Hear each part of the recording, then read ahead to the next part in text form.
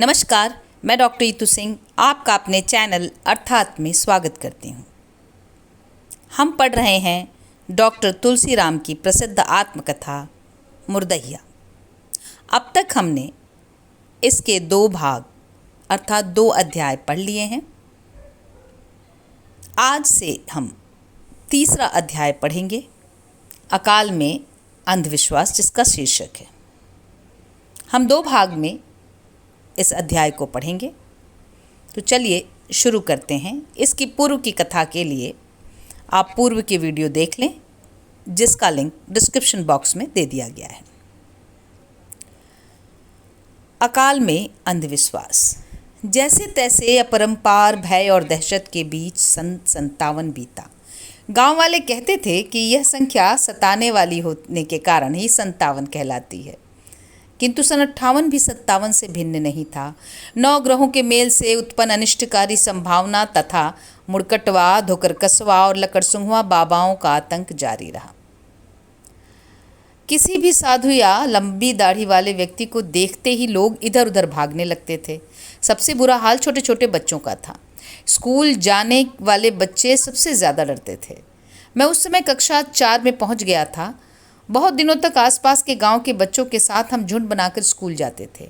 हमारा स्कूल मिट्टी की दीवार वाला 4 कमरों का एक खपड़ैल मकान था, जिसके एक कमरे में एक तरफ ढेर सारा चौला तथा गोहरा रखा हुआ होता तथा दूसरी तरफ खाना बनाने के लिए मिट्टी का चूल्हा होता था, जिस पर प्राइमरी स्कूल के 5 अध्यापकों का रोज दोपहर का खाना पकाया जाता था। अतः 5 कक्षाओं में से सिर्फ 3 कक्षाओं के ही छात्र स्कूल में बैठ सकते थे। वैसे भी खाना पकाने से उठते धुएं के फैल जाने से छात्रों को बहुत परेशानी होती थी। इसलिए अधिकतर कक्षाएं स्कूल के पास स्थित शिव मंदिर के बगल के पोखरे के किनारे पेड़ों के नीचे लगती थीं। हम सुबह सुबह स्कूल पहुंचते ही पोखरे पर दौड़ते हुए जाते और किसी घनी छाया वाले पेड़ के नीचे जगह छेंकते, ताकि धूप से बचते हुए दिन भर वहां पढ़ सकें। कभी कभी घनी छाया वाले पेड़ के नीचे कब्जा करने की होड़ में अन्य कक्षाओं के छात्रों में मारपीट तक हो जाती थी। इसकी शिकायत हेडमास्टर तक पहुंच जाती। एक दिन हेडमास्टर परशुराम सिंह ने फैसला दिया कि कोई भी घनी छाया वाला पेड़ किसी एक कक्षा के लिए निर्धारित नहीं रहेगा, बल्कि जिस किसी कक्षा के छात्र पहले वहां पहुंचेंगे वे ही उस पेड़ के नीचे बैठेंगे। हम सिर्फ कक्षा 2 तक स्कूल के अंदर बैठकर पढ़े थे। बाकी 5वीं तक विभिन्न पेड़ों के नीचे हमारी शिक्षा जारी रही। इन पेड़ों पर गौरैया तथा कौओं की भरमार थी। ये ही हमारे सहपाठी होते थे। बरसों बाद यह समझकर बड़ी संतुष्टि की अनुभूति हुई कि पूरा का पूरा भारतीय दर्शन ही पेड़ों के नीचे सोचा गया था, जिनमें सर्वोपरि थे गौतम बुद्ध, जिन्होंने निर्वाण यानी हमेशा के लिए दुखों से छुटकारा की विधि एक पेड़ के नीचे ही ढूंढ निकाला था। अतः ज्ञान की उस महान परंपरा का एक सूक्ष्मतम अणु भी बनकर किसे गर्व नहीं होगा। इसलिए अब स्कूली इमारत न होने की शिकायत करने की हिम्मत नहीं होती है। घोर जाड़े के दिनों में स्कूल के सामने तथा बगल के स्थित बड़े मैदान में खुली धूप में कक्षाएं लगती थीं। मैदान में कक्षा लगने से मुझे एक बड़ा फ़ायदा होता था।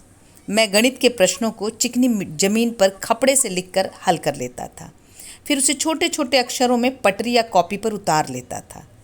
इसका एकमात्र कारण यह था कि मेरे पास कॉपी हमेशा का अभाव रहता था, इसलिए रफ के कागज़ बचाने के लिए ज़मीन पर गणित हल कर लेता था। उस समय पुड़िया में स्याही बाज़ार में बिकती थी, जिसे पानी में घोल कर लिखा जाता था। हमें पुड़िया वाली स्याही खरीदना एक बड़ी समस्या लगती थी। अतः मेरे जैसे लगभग सभी गरीब बच्चे घर में चावल को तवे पर खूब जलाकर कोयले जैसा काला कर देते थे। फिर उसे सिल पर लोढ़े से पीसकर पाउडर बनाकर पानी में घोलकर स्याही बना लेते थे। इसी से हमारा काम चल जाता था। गर्मी के दिनों में प्यास लग जाना एक बड़ी समस्या थी। स्कूल के पास एक कुआं था, जिसके चबूतरे तक तो हम दलित बच्चे नहीं छू सकते थे। पानी पिलाने की विनती मुंशी जी से की जाती। वे हमारी कक्षा में पढ़ने वाले परसुपुर गांव के मिसिर बाबा को पानी पिलाने के लिए कहते। मिसिर बाबा उम्र में काफ़ी बड़े थे। वे लगभग 9 वर्ष की उम्र में पढ़ने आए थे, इसलिए मुंशी जी उनको कुएं से बाल्टी खींचकर पिलाने को कहते थे। वे पानी पिलाते समय खूब खिलवाड़ करते थे। हम अंजूरी मुंह से लगाए झुके रहते और वे बहुत ऊपर से चबूतरे पर खड़े खड़े पानी गिराते। वे पानी बहुत कम पिलाते थे किंतु सिर पर ज़्यादा गिराते थे, जिससे हम बुरी तरह भीग जाते थे। इस खेल में मिसिर बाबा का बड़ा मनोरंजन शामिल था। मुंशी जी भीगे कपड़े को देखकर हमें खूब गाली देते और कहते कि ठीक से पानी क्यों नहीं पीते। उल्टे बाबा शिकायत करते कि यह बाल्टी की तरफ मुंह कर रहा था, इसलिए भीग गया। इस शिकायत पर और भी गाली पड़ती। पानी पीना वास्तव में एक विकट समस्या थी। कभी कभी तो हम चुपके से पोखरे पर चले जाते, जिसका पानी गहन जलकुंभियों से ढका रहता था। हम जलकुंभियों को हटाकर उसका पानी पीते। उधर साल में 3 दिन 15 अगस्त, 26 जनवरी तथा 2 अक्टूबर के दिन पूरे प्राइमरी पाठशाला के छात्रों को गांधी टोपी पहनकर तथा हाथ में घर से बनाकर लाए हुए कागज़ के तिरंगे झंडे को लेकर आसपास के गांवों में प्रभात फेरी निकालना पड़ता था। हम जुलूस में अलग झंडियाँ लेकर गांधी, नेहरू तथा सरदार पटेल जिंदाबाद का नारा लगाते हुए चलते तथा साथ में यह भी गाते, हिंदू मुस्लिम सिख ईसाई सब हैं भाई भाई। वैसे भी प्राइमरी स्कूल में हमें गांधी टोपी रोज पहनकर आना पड़ता था। इन दिनों खास तौर पर मास्टर साहब लोग भाषण में कहते कि गांधी जी ने अछूतोद्धार के लिए लड़ा था तथा उन्होंने छुआछूत हटाया था। गांधी जी ने ही हमें आज़ादी दिलाई, अतः हमें उनके कदमों पर चलना चाहिए। ये बातें सुनकर मैं बहुत खुश होता था, किंतु मुझे जब भी गांधी जी याद आते, अविलंब मुंशी जी तथा मिसिर बाबा याद आने लगते थे। विशेष रूप से एक घटना मुझे नहीं भूलती। कक्षा 4 में ही एक बार मिसिर बाबा पानी पिलाने कुएं पर गए।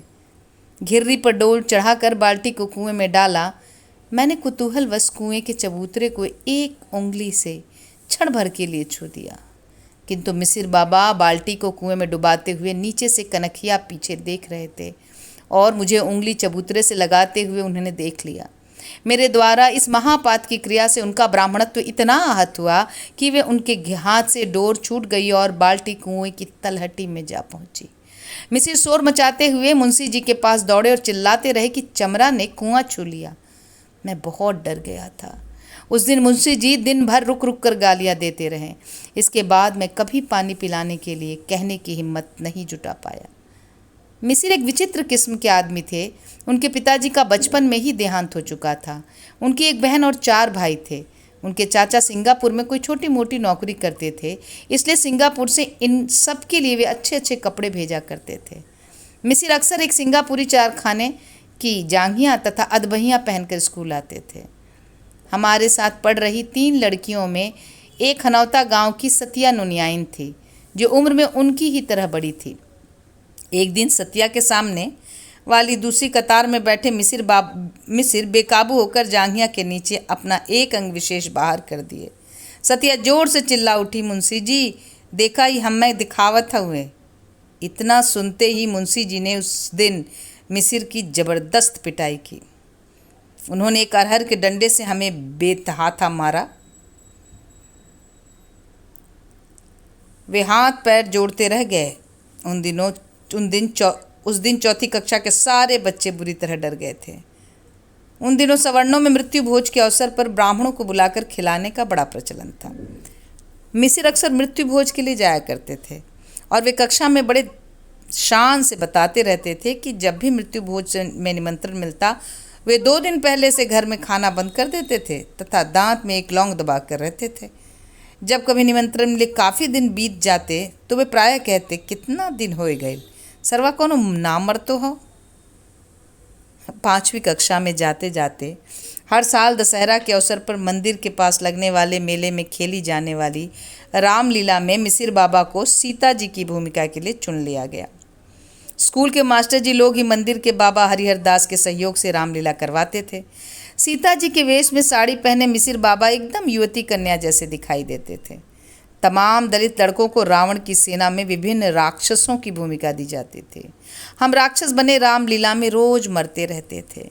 बाद में रामलीला तथा मेला समाप्त होने के बाद सबसे बुरी हालत सीता जी की बनने वाली की होती थी। पास ही हाई स्कूल के पढ़ने वाले छात्रों में से कई गुंडा किस्म के लड़के वास्तव में उसका अपहरण करके पास के अरहर या गन्ना की खड़ी फसलों में अंतर्धान हो जाते।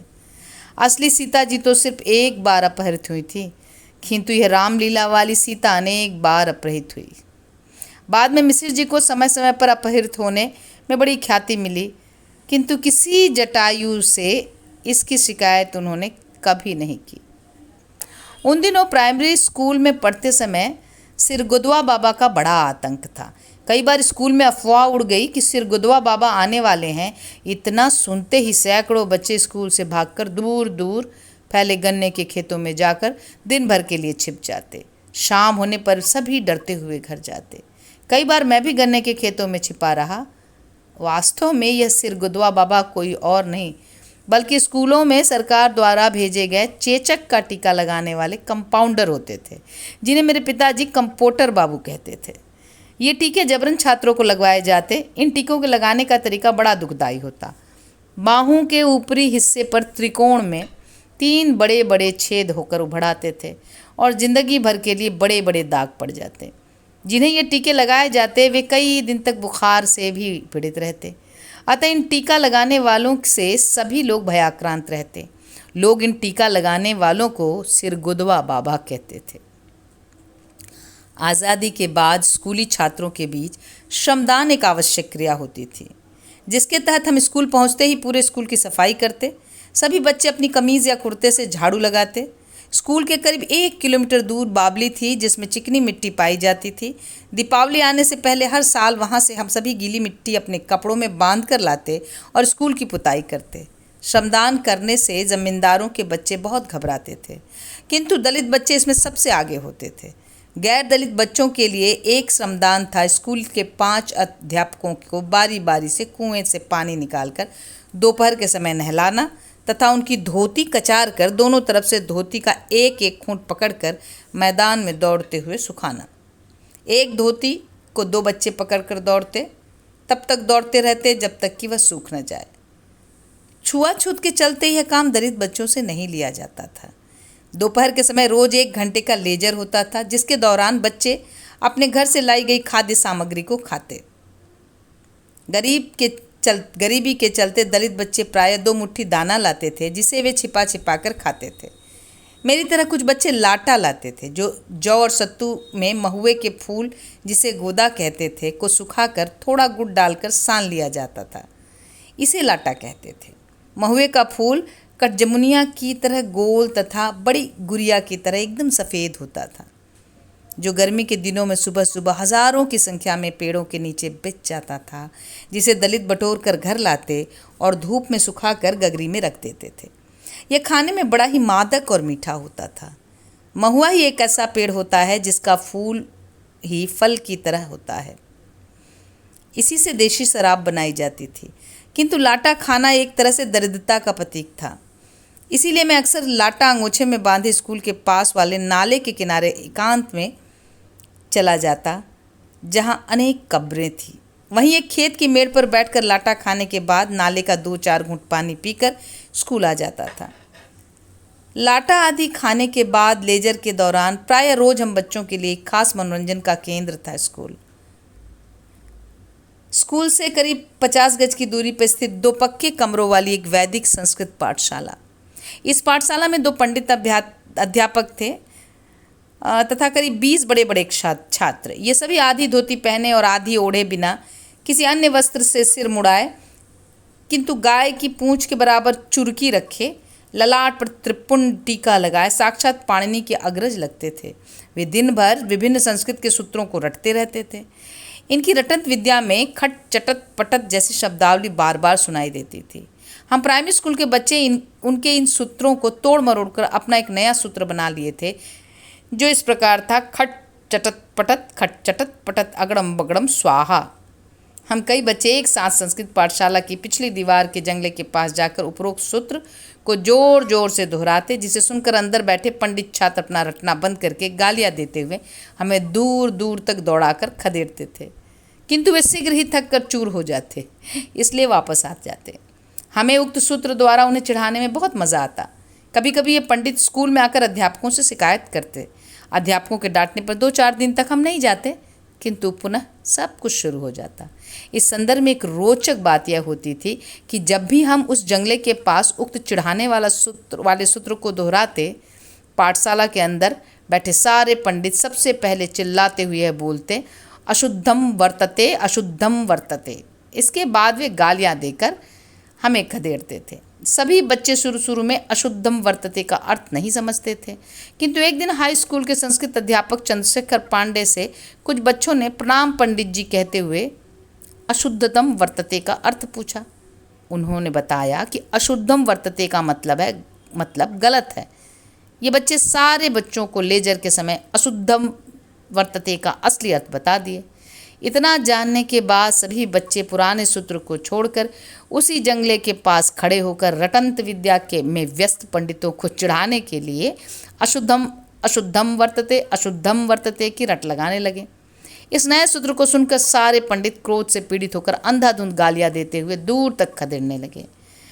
बच्चों के इस नए हथियार से पंडित आग बबूला तो अवश्य हो जाते, किंतु उसकी प्रतिक्रिया में संस्कृत की कोई अन्य शब्दावली उनके मुंह से नहीं निकल पाती। धीरे धीरे थक आकर पंडितों ने बच्चों को खदेड़ना बंद कर दिया, जिसके बदले बच्चों ने उन्हें चिढ़ाना कम कर दिया। सच मानिए तो पंडितों द्वारा क्रोधित होकर गालियां देते हुए खदेड़ने से बच्चों का काफ़ी मनोरंजन होता था, किंतु जब खदेड़ना बंद हो गया तो बच्चे भी उदास होकर चुप रहने लगे। संस्कृत पाठशाला के सामने एक छोटा सा पीपल का पेड़ था। जाड़े के दिनों में सारे पंडित उसी पेड़ के इर्द गिर्द बैठकर अपनी पढ़ाई कराते थे। लेजर के समय जब प्राइमरी स्कूल वाले कुछ बच्चे उनके सामने से चुपचाप गुजर जाते तो ये पंडित स्वयं बच्चों द्वारा चिढ़ाई जाने वाली शब्दावली अगड़म बगड़म स्वाहा आपस में दोहराते हुए खूब ठहाका लगाते। वास्तव में वह संस्कृत पाठशाला प्राइमरी स्कूल के 4वीं और 5वीं कक्षा के बच्चों के लिए एक विचित्र मनोरंजन का केंद्र थी। पाठशाला में छुट्टियां बहुत रहती थीं, क्योंकि हिंदू पंचांग के अनुसार अनेक व्रत वाले दिन होते थे। अतः जिस दिन पंडित नहीं आते उस दिन संस्कृत पाठशाला सूनी लगती और प्राइमरी स्कूल वाले बच्चे इस सूनेपन से काफ़ी निराश हो जाते, क्योंकि उनकी चिढ़ाने वाली सामग्री का उपयोग नहीं हो पाता था। हम जब तक इस प्राइमरी स्कूल में पढ़ते रहे तब तक हमारे और संस्कृत पाठशाला के पंडितों के बीच यह रोचक आंख मिचौनी जारी रही। आज भी वे गाय की पूंछ के बराबर चुड़कीधारी पंडित मुझे बहुत याद आते हैं और मन करता है यदि वे पुनः मिल जाएं तो मैं अगड़म बगड़म स्वाहा दोहराऊं, जिसके बदले गालियां सुनते हुए दूर तक खदेड़ा जाऊं। 4वीं 5वीं कक्षा में जाते जाते मैं बहुत कुछ सीख चुका था, इसलिए पढ़ाई में बहुत मन लगने लगा था। गणित में मुझे हमेशा 100% अंक मिलते थे। इन दोनों कक्षाओं में शाम के समय अंतिम घंटा मेंटल का होता था, जिसके तहत गणित के जवानी प्रश्न पूछे जाते तथा सोचने के लिए मुश्किल से 1 मिनट का समय दिया जाता था। जवाब न दे पाने वाले छात्रों को खड़ा रहना पड़ता था। फिर अध्यापक पूरी कक्षा से कहते जो उत्तर देना चाहता है वह तुरंत बताए। मैं हमेशा उत्तर सबसे पहले बता देता था। इसके बाद अध्यापक मुझे आदेश देते कि जिन छात्रों ने उत्तर नहीं दिया है मैं उन्हें एक एक झापड़ या मुक्का मारूं।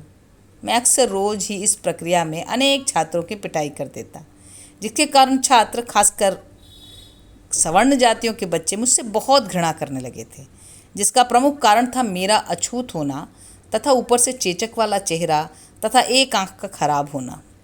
ऐसे छात्र लेजन के दौरान मुझे इंगित करके बाजार में सामान बेचने वालों की बोली की नकल करके कहते, ले अमरूद ए काना, यानी एक आना का बिगड़ा हुआ रूप ए काना। ऐसा सुनकर मुझे बहुत बुरा लगता, किंतु कुछ बोल नहीं पाता था, जिसकी खास वजह थी मेरे घर का वातावरण, जिसमें मुझे इस तरह की शब्दावली से अक्सर ही जूझना पड़ता था। किंतु मैंने स्कूल में इससे निपटने का एक उपाय ढूंढ लिया था। जो छात्र वैसा कहकर मुझे चिढ़ाते थे उन्हें मेंटल के दौरान अध्यापक द्वारा झापड़ मारे जाने के लिए कहने पर मैं बहुत ज़ोर से मारता था, जिससे वे तिलमिला कर रह जाते थे, किंतु वे अध्यापकों के डर से कुछ कर नहीं पाते थे। बाद में कई छात्र मेंटल वाला घंटा आने से पहले मुझसे गिड़गिड़ा कर कहते, आज ज़ोर से मत मरिया। मेरा यह हथियार बड़ा काम का सिद्ध हुआ और धीरे धीरे सामान बेचने वाली बोली बंद हो गई। 4वीं कक्षा के बाद मुंशी जी से छुटकारा मिल गया, क्योंकि 5वीं कक्षा को हमेशा हेडमास्टर परशुराम सिंह पढ़ाते थे। हेडमास्टर साहब प्रायः सवर्ण छात्रों से कहते, ठीक से सवाल पढ़ी के ना आईबा त ये ही चमरे से रोज पिटवाई। यह सुनकर मैं बहुत खुश होता कि इससे मुझे गहन अध्ययन की बहुत प्रेरणा मिलती। पढ़ाई के दृष्टिकोण से हेडमास्टर परशुराम सिंह मेरे सबसे बड़े प्रेरणा स्रोत थे। वे हमेशा कक्षा में मेरी प्रशंसा करते और जब ज़्यादा खुश होते तो कहते, ई चमरा एक दिन हमरे स्कूल की इज्जत बढ़ाई। उन दिनों प्राइमरी स्कूल में डिप्टी साहब यानी स्कूल इंस्पेक्टर का बहुत खौफ रहता था। 3-4 माह में एक बार जिला केंद्र से कोई न कोई डिप्टी साहब अवश्य स्कूल का दौरा करने आ जाते तथा नियमित रूप से वे पता लगाते कि स्कूलों में पढ़ाई वढ़ाई ठीक से चल रही है या नहीं। एक बार एक डिप्टी साहब आने की तारीख निर्धारित कर दिए थे। स्कूल के अध्यापकों के बीच बड़ा हड़कंप मच गया था, जिसका प्रमुख कारण था डिप्टी साहब चमार थे। हड़कंप इस सवाल पर सबसे ज़्यादा मचा हुआ था कि खाना तो रोज ही की तरह अध्यापकों के चौके में बन जाएगा, किंतु अपनी थाली में कैसे खिलाएंगे। हेडमास्टर साहब ने मुझसे कहा कि मैं अपने घर से एक लोटा तथा थाली लाऊं, किंतु यह बात किसी को न बताऊं। मैंने वैसा ही किया और उसी में डिप्टी साहब को खाना दिया गया। चमार डिप्टी साहब से सबसे ज़्यादा डर इस बात के लिए था कि यदि वे स्कूल से नाराज़ हो गए तो जिला केंद्र पर शिकायत कर देंगे और सारे अध्यापकों की तनख्वाह रोक दी जाएगी। वैसे जब भी कोई डिप्टी साहब आते हमेशा तीसरी तनख्वाह रोक दी जाती। वैसे जब भी कोई डिप्टी साहब आते हमारी तीसरी से 5वीं कक्षा तक के बीच किसी एक कक्षा का चयन करके उसके बच्चों से कुछ सवाल पूछते। मुआयना करने का उनका यही तरीका होता था। ऐसे अवसरों पर हेडमास्टर साहब मुझे मुआयना वाली कक्षा में सबसे पीछे बैठा देते। मुझे उनका निर्देश होता था कि डिप्टी साहब जब भी कोई सवाल किसी से पूछे तो तुम तुरंत खड़े होकर उत्तर दे देना। मैं ऐसा ही करता था। ऐसा करने पर डिप्टी साहब अक्सर चिढ़कर कहते, तुमसे तो हमने सवाल पूछा नहीं था। इस पर हेडमास्टर साहब हमेशा डिप्टी साहब से कहते कि साहब यह एक हरिजन का बेटा है जो हमारे स्कूल का सबसे अच्छा विद्यार्थी है और आदतन हर काम पहले करता है। उनके इस तर्क पर डिप्टी साहब का पूरा ध्यान हरिजन सब के इर्द गिर्द चला जाता और वे तुरंत पूछने लगते कि और कितने हरिजन यहाँ पढ़ते हैं तथा वे पढ़ने में कैसे हैं आदि आदि। इस तरह मुआयना समाप्त हो जाता। हेडमास्टर साहब की यह रणनीति हमेशा सफल होती, किंतु एक बार वही पुराने वाले डिप्टी साहब दोबारा आ गए। उस समय हेडमास्टर साहब बहुत घबरा गए थे, क्योंकि पहले वाली रणनीति दोहरा नहीं सकते थे। जैसे तैसे मुआयना हुआ और अच्छा ही रहा, किंतु इस बार मेरा उपयोग न हो पाने से मुझे थोड़ी निराशा जरूर हुई थी। उस जमाने में डिप्टी साहब का स्कूल में काफ़ी भय समाया रहता था। एक बार मैं 4वीं कक्षा में पढ़ रहा था। स्कूल के बाहर एक टूटी दीवारों वाला बिना छत का खंडहर था, जिसमें हमें बैठाकर मुंशी जी पढ़ा रहे थे। इस खंडहर का फर्श समतल था।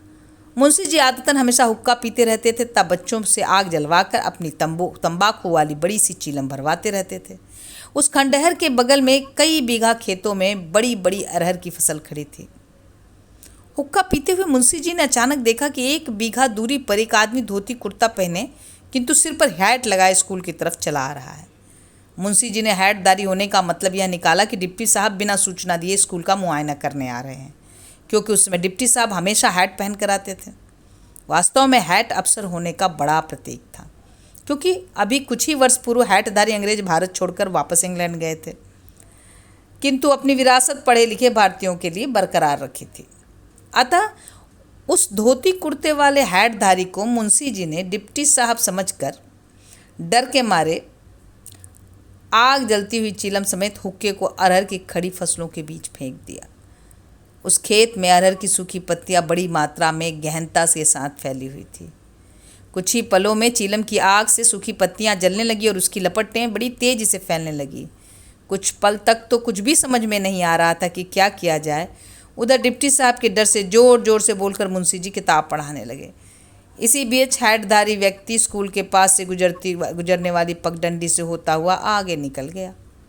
इसके बाद मुंशी जी ने सारे बच्चों को अपनी अपनी पटरी से आग बुझाने के लिए दौड़ा दिया। जैसे तैसे पटरी से पीट पीट कर ढेर सारे बच्चों ने आग बुझाई। गनीमत यह थी कि अरहर के डंठल अभी कच्चे थे, इसलिए उसमें आग नहीं लग पाई, वरना कई बीघा में फैली फसलें जलकर राख हो चुकी होती। मुंशी जी समेत पूरे स्कूल ने राहत की सांस ली। इस बीच मुंशी जी ने धड़कते हुए दिल के साथ बोला, सरवा डेराए देले। बाद में पता चला कि वे स्कूल के पास वाले टंडवा गांव के तेजई सिंह नामक जमींदार थे, जो सिर्फ 5वीं तक पढ़े थे, किंतु हैट लगाकर हमेशा साहब ही रौब झाड़ा करते थे। उस दिन मुंशी जी को हेडमास्टर ने बहुत धिक्कारा था।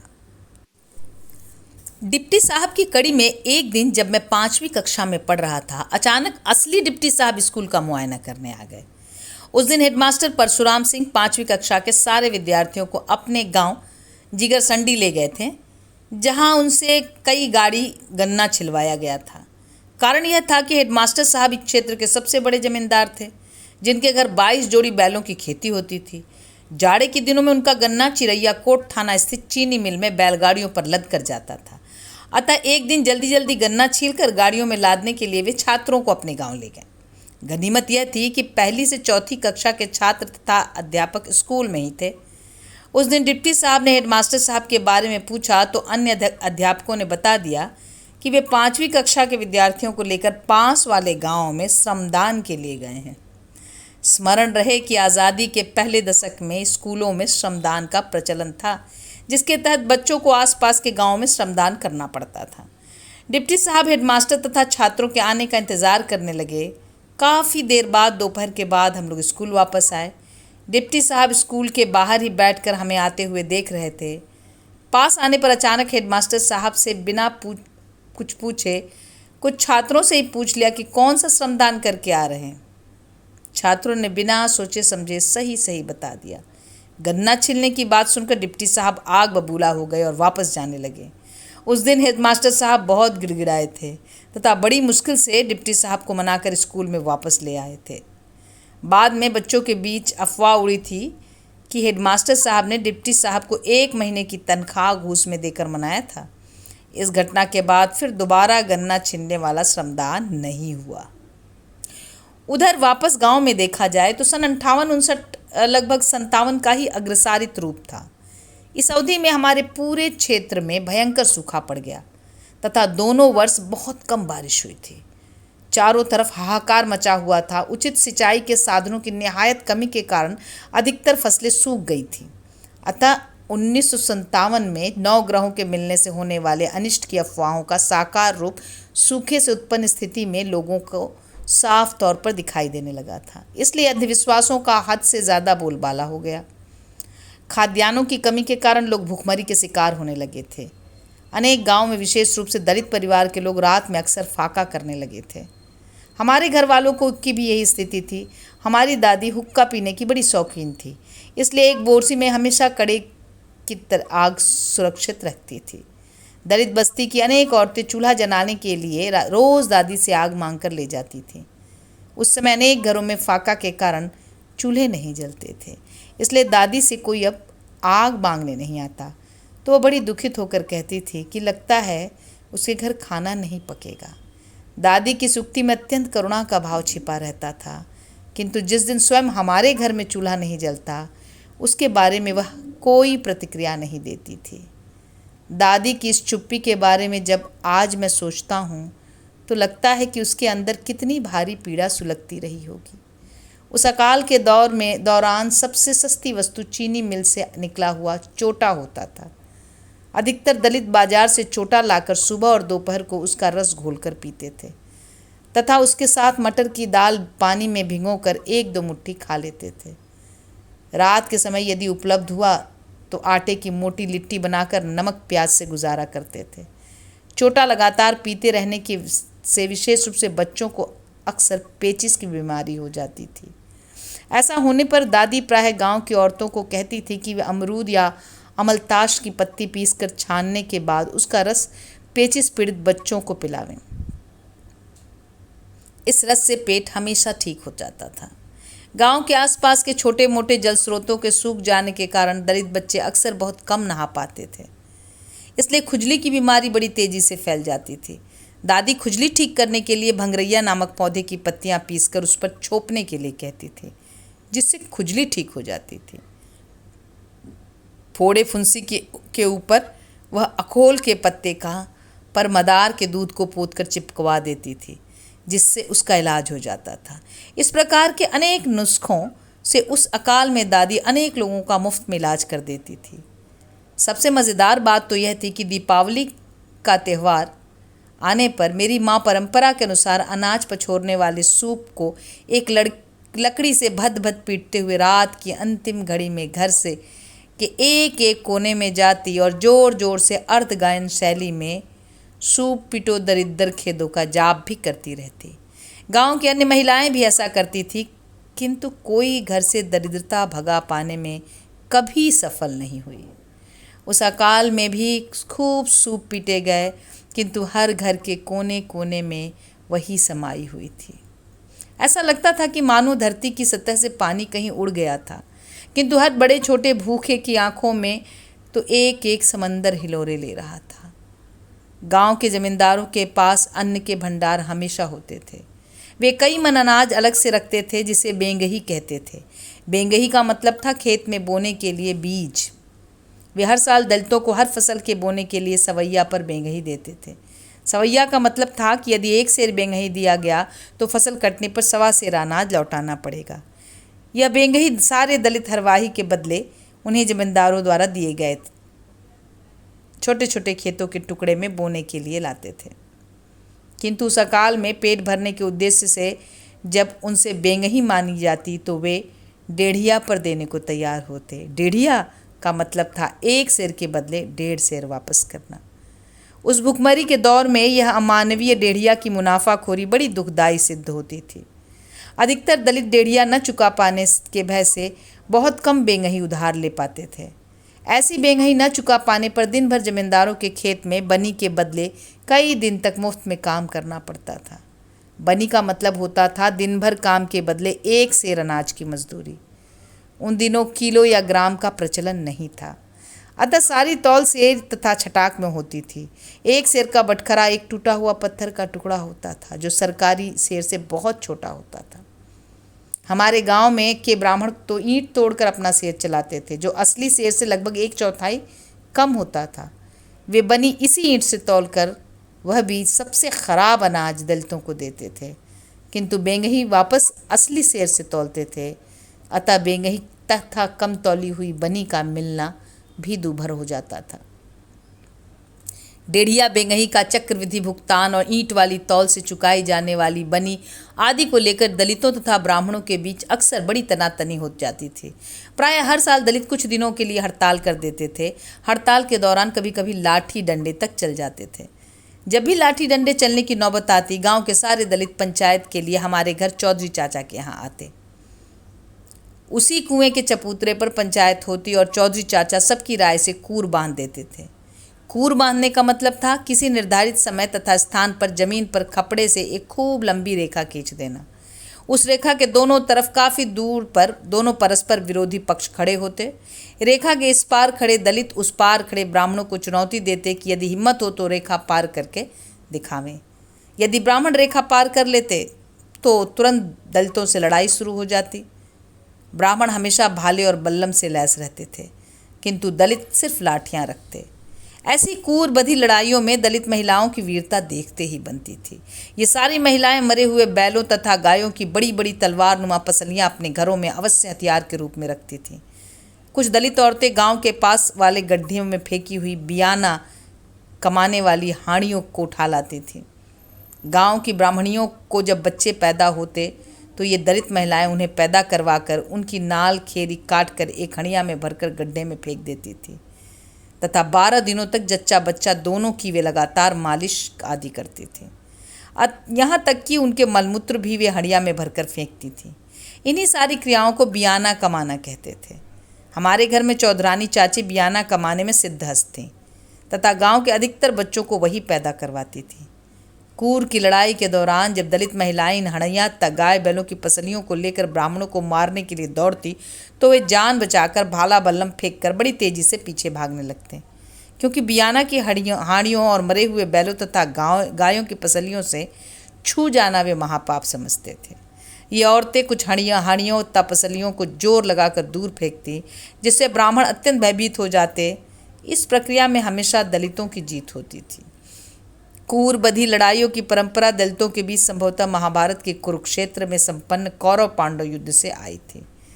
इसके बाद कई ब्राह्मण गिड़गिड़ाते हुए पुनः काम शुरू करने के लिए राजी करते थे तथा कुछ दिनों तक असली सेर से तौलकर बनी देते थे, किंतु बाद में फिर वही ईंटों वाला सेर हावी हो जाता था।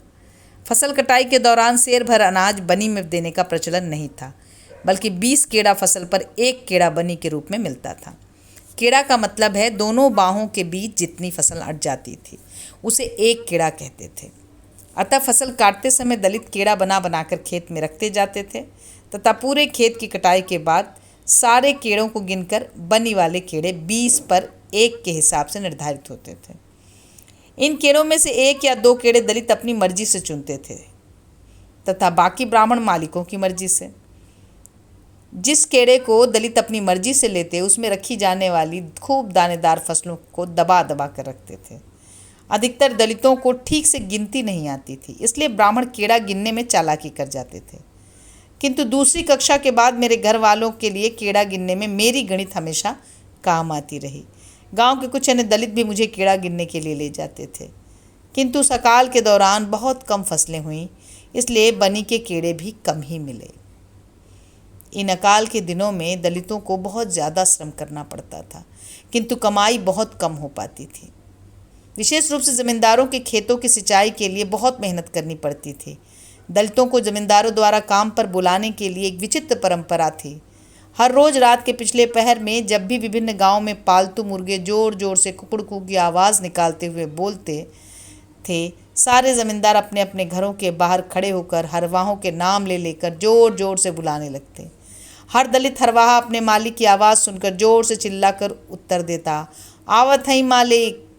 जमींदारों द्वारा बुलाए जाने वाले शब्द प्रायः बड़े ही निरादरपूर्ण होते थे। पहली आवाज़ पर कुछ उत्तर न मिलने पर वे गालियाँ देते हुए दोबारा आवाज़ लगाते थे। दलित इन गालियों का जवाब नहीं देते थे।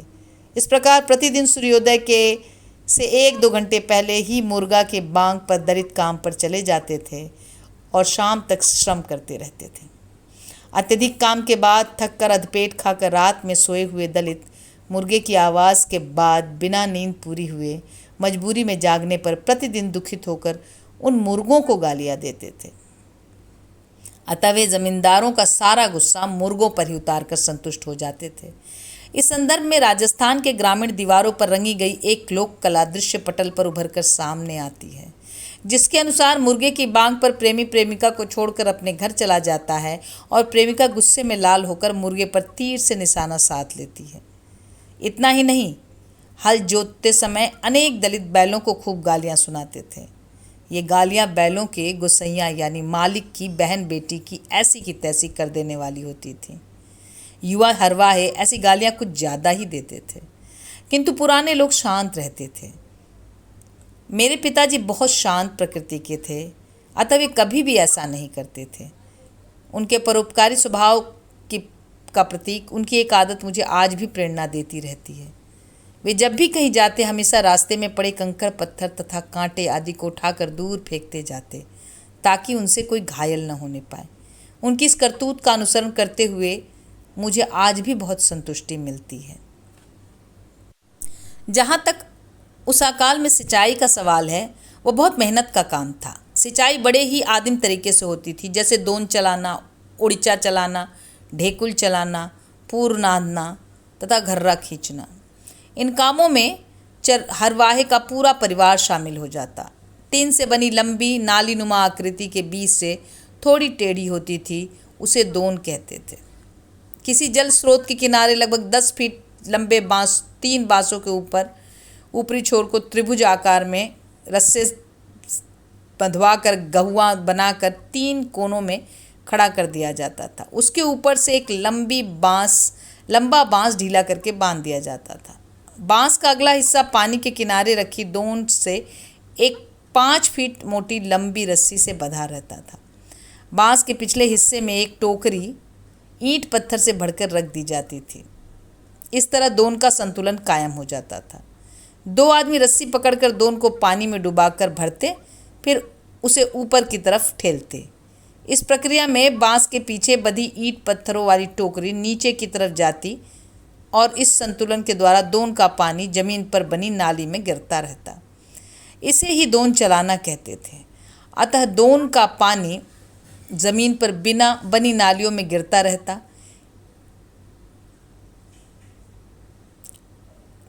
अतः दोन का पानी नाली द्वारा दूर दूर स्थित खेतों में सिंचाई के लिए चला जाता था। हमारे गांव के ताल में दोन चलती थी। ओडिचा बांस की खपचियों से बना छाता नुमा दौरा या टोकरा होता था, जिसकी मेहखड़ पर दो तरफ दो मोटी रस्सियां बांध दी जाती थी। उसे दो आदमी या औरतें पकड़कर संतुलन के साथ पानी के किनारे सामने आमने सामने खड़े होकर ओडिचा को पानी में डुबाकर जमीन पर बनी नाली पर गिराते। रस्सियों के संतुलन से पानी आसानी से ओडिचा से बाहर हो जाता। इस तरह नालियों से होकर पानी खेतों में चला जाता था। ढेकुल दोन की तरह ही चलाई जाती थी, किंतु वह हमेशा कुएं से पानी निकालती थी। सारा तरीका दोन जैसा ही होता था, किंतु दोन के बदले बटुला की आकृति में बने लोहे की चादर की ढेकुल बड़ी मोटी डोर से बांस में बंधी होती थी। पूर्व नादना दो बैलों की जोड़ी द्वारा होता था। जुआठा में बैलों को नाद कर बरहा अर्थात मोटा रस्सा से बांध दिया जाता था। फिर बरहे के दूसरे हिस्से में चमड़े से बनी एक बड़ी मोटी या चरसा को बांधकर कुएं के ऊपर रखी घिर्री के पानी में लटका दिया जाता था। कुएं के सामने ऊपर से नीचे की तरफ तिरछी बनी पौदर, जिसका अगला हिस्सा काफ़ी गहरा होता था, में बैलों को एक आदमी हाँकते हुए चलता था। इस प्रक्रिया द्वारा मोट का पानी ऊपर आता था, जिसे हमेशा एक औरत मजदूर पकड़कर नाली में गिरा देती थी। इस औरत के काम को मोट छीनना कहते थे। घर्रा खींचने की सारी प्रक्रिया पूर्व जैसी ही होती थी, किंतु पौदर में बैलों के बदले स्वयं आदमी बरहे को पकड़कर मोट को खींचते थे। पूर और घर्रा दोनों में औरत ही मोट छन्नी होती थी। छुट्टियों की दुनिया में भी पिताजी के साथ घर्रा खींचने में सहायता करता था और मेरी माँ हमेशा मोट छीनती थी। अपनी माँ को मजदूरी करते देखकर मुझे बहुत दुख होता था। उस अकाल में सिंचाई के ये आदिम तरीके बहुत श्रम वाले होते थे, जबकि खेतों की सिंचाई अत्यंत अपर्याप्त पानी ही हो पाती थी, क्योंकि ताल में बहुत कम पानी रह गया था तथा कुओं में पानी बहुत नीचे चला गया था। वैसे गांव में कुओं की संख्या भी काफ़ी कम थी। हमारे पूरे गांव में सिर्फ 6 कुएं थे, जिनमें से सिंचाई के लिए 3 कुओं का ही उपयोग होता था, क्योंकि शेष 3 कुएं ब्राह्मणों के पानी पीने के लिए थे तथा उन्हें दलित छू नहीं सकते थे। गांव वाले कुओं को इनार कहते थे। एक तो अकाल दूसरे छुआछूत के चलते ब्राह्मणों के कुओं का इस्तेमाल न कर हो पाने के कारण स्वयं उनकी ही फसलों को नुकसान झेलना पड़ता था। विशेष रूप से धान की फसल की सिंचाई बिल्कुल नहीं हो पाती थी, क्योंकि इनके खेत गांव के पूरब मुर्दैया के जंगलों के पास होते, जबकि सारे कुएं पश्चिम तरफ अन्य फसलों वाली सिवानों में थे। अतः धान की सिंचाई असंभव थी। इसलिए अकाल के दौरान धान की सारी फसलें सूख जाती थीं तथा उनमें बालियां नहीं लग पाती थीं।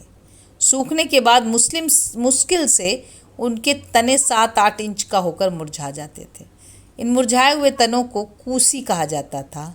फसलें सूखने के कारण पशुओं को खिलाने के लिए चारा ठीक से नहीं मिल पाता था, इसलिए लोग इन पशुओं को कूसी चराने के लिए खेतों में ले जाते थे।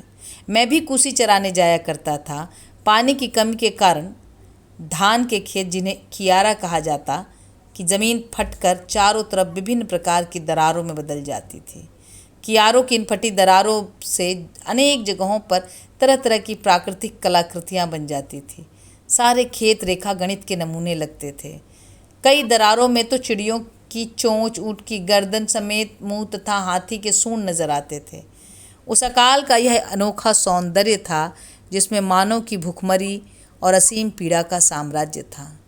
धान की रोपनी करती हुई दलित मजदूर ने हमेशा एक लोकगीत की कुछ पंक्तियाँ दिन भर गाती रहती थीं, जो इस प्रकार थी: अरे रामा परी गईल बरुआ रेत, चलब हम कैसे ए हरी। इसी तरह जब ये मजदूर ने पूर तथा धर्रा के दौरान मोट छीनते हुए कुएं से पानी निकालती, तो दलित मजदूर एक लोकगीत गाते: ऊंचे ऊंचे कुआं न कर नीची बा जगतिया रामा, निहुर के पनिया भरे हाई रे सांवर गोरिया, पनिया भरत के हिन कर झुम का हेरैले रामा, रोवत घर वा आवले रे सांवर गोरिया। पनिया भरत के हिन कर टिकवा हेरैले रामा, रोवत घर वा अले रे सांवर गोरिया। इस तर्ज पर औरत के सारे आभूषणों के कुएं में गुम हो जाने का वर्णन हो जाता। इस प्रकार श्रम के अनेक सौंदर्य गीत भुखमरी के शिकार दलितों के जीवन के अभिन्न अंग थे, जो किसी कालिदास या जयदेव की बस की बात नहीं थी। ऐसे ही दलित महिलाएं मेले ठेले या राह चलते जब भी अपने किसी नज़दीकी महिला से मिलती, तत्काल वहीं खड़े होकर परस्पर गले मिलकर देर तक गायन शैली में रोते हुए अपने दुख दर्द को आपस में बांट लेती थी। ब्याहता युवतियां भाइयों से मिलने पर उनके घुटने पकड़कर इसी शैली में अपना दुखड़ा सुना देती थी। भारत के इस दुखियारे समाज की यह एक अनोखी कला थी। जहाँ तक श्रम गीतों का सवाल है, कियारों के दरारे फटने से पूर्व रोपनी के समय भी गाए गए हैं। विरोधाभास सिर्फ यह है कि फसलों के सूख जाने के कारण उन जमींदारों से कहीं ज़्यादा दुख इन दलितों को होता था, क्योंकि उनके बनी के केड़े मिलने अब दुर्लभ हो गए थे। गांव के गिर्द गिर्द के अनेक जल स्रोतों के सूखने के साथ ही मुर्दहिया के जंगलों में रहने वाले विभिन्न प्रकार के पक्षियों के संगीतमय कलरव अब कर्कशता में बदल गए थे। विशेष रूप से कौओं का कोलाहल बहुत कर्कश लगता था। ये प्यासे कौवे चोंच फैलाए हाँफते हुए घरों के आसपास मंडराते रहते थे, क्योंकि जंगल में खाद्य सामग्री मिलनी तो दूर, उन्हें पानी भी नहीं मिलता था। मेरी दादी समेत अनेक बूढ़ी महिलाएं मिट्टी के बर्तन में पानी भरकर घर के बाहर रख देती थी, जहां अनेक पक्षी चें चें करते हुए आ जाते थे। छोटी छोटी अनेक चिड़िया पेड़ों से गिरकर मर जाती थीं। दलित बच्चे उन्हें भून कर खा जाते थे। एक बार हमारे घर के पास एक नीम के पेड़ से गिरकर एक भूखा प्यासा कौवा मर गया। अचानक कुछ ही घंटों में वहाँ न जाने कहाँ से हजारों कौवे इकट्ठा होकर काँव काँव करने लगे। 2 दिन तक ये कौवे उसी पेड़ पर मंडराते रहे तथा दिन भर चिल्लाते रहे। कौवों का यह अनोखा शोक किसी अन्य जीव में नहीं मिलता। इस अंक में यहीं तक, आगे इसके अगले अंक में। धन्यवाद।